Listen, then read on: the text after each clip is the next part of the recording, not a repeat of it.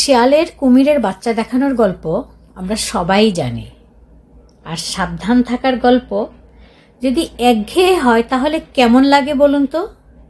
আর যদি সেটা হয় ভক্তের। স্বাগত আমার চ্যানেলে, স্বাগত। আশা করি সবাই ভালো আছেন, সুস্থ আছেন। একটু গল্প করতে ইচ্ছে হলো, তাই এক কাপ কফি নিয়ে বসে পড়লাম আপনাদের সাথে গল্প করতে। ধরতে গেলে আমরা প্রায় না 2 সপ্তাহের বেশি ধরেই একজন বিখ্যাত ইউটিউবারের বাসা বদলের ভিডিও দেখছি। বাসা বদল হয়েছে মাসের 1 তারিখে। সেই উপলক্ষে মা বাবাও এসেছিলেন ঢাকাতে, ওনারাও চলে গেছেন কবেই।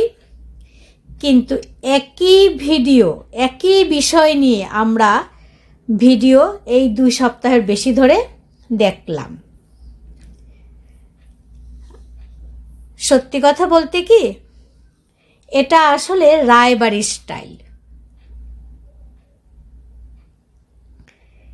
এক কথা বারবার ঘ্যান ঘ্যান করে বলা, অনেকটা শিয়ালের কুমিরের বাচ্চা দেখানোর মতো। এটা কিন্তু দর্শকদেরকে এক ধরনের অসম্মানই করা হচ্ছে। কেন এতটা অসম্মান করা হবে দর্শকদেরকে?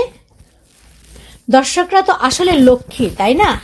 দর্শকরা দেখছে বলেই ভাই তুমি করে কেটে খাচ্ছ। দর্শকরা যদি না দেখতো তাহলে কি হতো?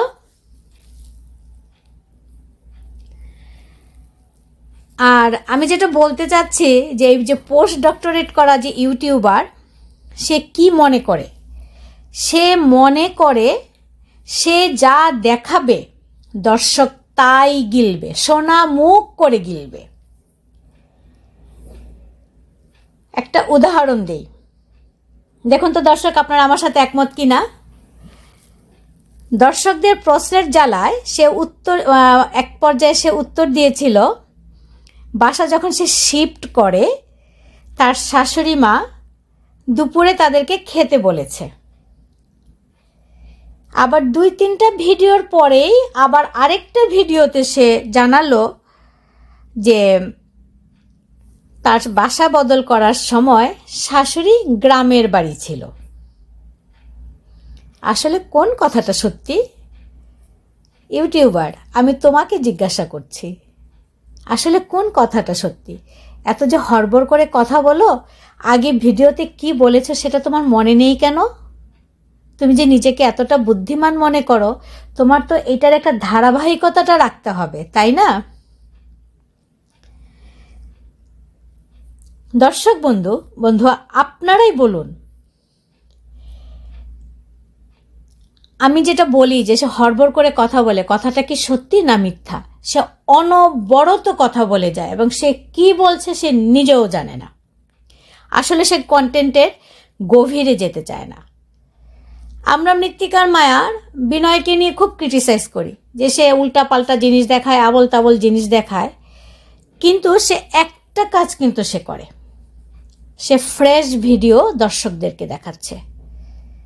অন্তত এই সম্মানটা সে দর্শকদের করে। কিন্তু এই বিশিষ্ট ইউটিউবারের কাছে দর্শকরা আসলে কিছুই না। একদিন যার মিলিয়ন ভিউ হতো, এখন 100K হয় না। মাথা তো আওলা হবেই, তাই না? আর সব সময় সে নিজস্ব কিছু ধারণা, নিজস্ব কিছু ধ্যান ধারণা, মানে তার জগতের বাইরে সে আর কিছু চিন্তা করতে পারে না। যেমন আরেকটা উদাহরণ দেই, একদিন সে বলল ঢাকা শহরে এমন কোনো বাড়ি নাই যেখানে নাকি তেলাপোকা নাই। ভাই তোমাকে বলছি, গুলশান বাড়িধারার বাড়িগুলো একটু দেখে এসো, তোমার ধারণা পুরোপুরি পাল্টে যাবে। ওখানে তেলাপোকা, মশা মাছি তো দূরের কথা, তোমাকে ঢুকতে গেলেও 3বার চিন্তা করতে হবে। আর আমাকে কি বলেছিলে? আমাকে বলেছিলে, একটা ভিডিওতে উত্তর দিয়েছিলে যে তুমি সম্মান শিখবে। হয়তোবা তুমি কথাটা আরো ব্যঙ্গাত্মকভাবে কিছু একটা বলতেছিলে। হ্যাঁ, আমার উত্তর হচ্ছে yes, I think you should really learn to respect others. You should. আর যাই হোক, দর্শকদেরকে ভক্তের হাম্বুর মতো হাম্বু ভেবো না। তুমি দর্শকদেরকে যা গেলাবে তাই গিলবে, এটা ভাবার কোনো কারণ নাই। আর ভক্ত, ও বেচারা এখন বিরক্তির চরম পর্যায়ে চলে গেছে।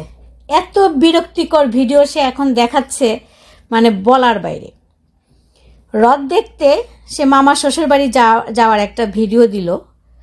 উফ, প্রথম 10 মিনিট শুধু দেখলাম দেখা হইনা থাইকো। প্রথম 10 মিনিট শুধু দেখা হইনা থাকতেই চলে গেল। আর আমি ভিডিওটা দেখে মানে দেখতে দেখতে ভাবছিলাম যে ও বুঝি বিদেশে যাচ্ছে, অথবা অনেকখানি দূরে যাচ্ছে, যে 1.5-2 মাস 6 মাস 1 বছর থাকবে। না, এক কথাই সে ঘ্যান করে বলল এখান থেকে ওইখানে 1 ঘন্টার রাস্তাও না, মামা শ্বশুর বাড়িতে সে গেল রথ দেখার জন্য। এই জন্য এতবার তার দেখা হইনা থাকতে হলো।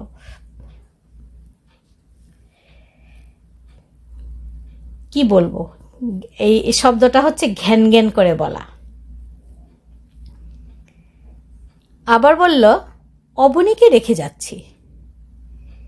এই কথাটি খুব ইন্টেনশনালি সে বলেছে, কারণ অবনীর কথা বললেই দর্শক দেখছে। আচ্ছা দর্শক বন্ধু, আপনারা কেউ দেখেছেন ভক্ত শ্বশুর বাড়ি বা অন্য কোথাও গেলে সব সময় অবনীকে সাথে নিয়ে যায়? টাইটেল দেখে মনে হচ্ছে না এই প্রথমবার সে অবনীকে রেখে যাচ্ছে। মানে সে যেটা বুঝাতে চাচ্ছে যে সব সময় সে অবনীকে নিয়ে শ্বশুর বাড়ি গেলেও, মামা শ্বশুর বাড়ি গেলেও, ঢাকায় বেড়াতে আসলেও সে অবনীকে সাথে রাখে। এই প্রথমবার সে অবনীকে রেখে যাচ্ছে। আপনাদের কাছে কি সেটা মনে হয়নি? তার মানে আবারও ক্লিকবেইট। আসলে কিছু বলার নাই, রায়বাড়ির লোকরা আসলে একটুখানি বিরক্তিকর হয়ে গেছে। আর ওই যে ইউটিউবার মানে পোস্ট ডক্টরেট করা যে ইউটিউবার, আমি যে বলছিলাম, তাদের মা বাবাকে আমি যদি বলি হ্যাঁ ওনারা ইনোসেন্ট, তারা একজন আমার কমেন্ট বক্সে কমেন্ট করেছিলেন যে ওনারা তো দরিদ্র মানুষ, কেন আমি ওনাদেরকে নিয়ে কথা বলি। আমি আসলে ওনাদেরকে নিয়ে কথা বলতে চাই না। ওনাদের ভিউ যে খুব বেশি হয় তাও না, কিন্তু আপনারা যদি দেখেন মাঝে মাঝে 2টা ইয়েতে একই রকম ভিডিও তা ওনারা আপলোড করে দিচ্ছে। এটা যদি ওনারা না বুঝেন বা জেনে শুনে একই কথা যদি বারবার বলেন, এটা তো একটা বিরক্তির একটা উদ্রেক করবেই, তাই না? আমরা তো ভিউয়ার, আমাদেরকেও তো একটু, বা দর্শক আমাদেরকেও তো একটু সম্মান করতে হবে। উনি ভিডিওটা ওপেন করেই একজন দাদাকে উনি ভিডিওটা ডেডিকেট করে, তাহলে তো শুধু ভিডিওটা ওনার জন্য, আমাদের জন্য তার না, তাই না? তো এই জিনিসগুলো তো মানে একটু লক্ষ্য রাখতে হবে। যাদের এটা মানে উপার্জনের একমাত্র রাস্তা, দর্শকরা তাদের কাছে লক্ষ্মী হতেই হবে।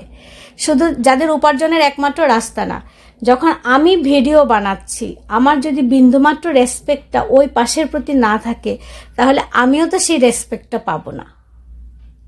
রেসপেক্টটা তো করতে হবে। এই যে গলার টোন বিকৃত করে, মাথা ঝাঁকিয়ে, বা বিভিন্ন রকমের আমাদের যে পুরাণ থাকে যে বেকাসুরা করে কথা কওয়া, এই যে বেকাসুরা কইরা কথা বলা, এই কথাটা কিন্তু একজনকে অসম্মান করার জন্য যথেষ্ট।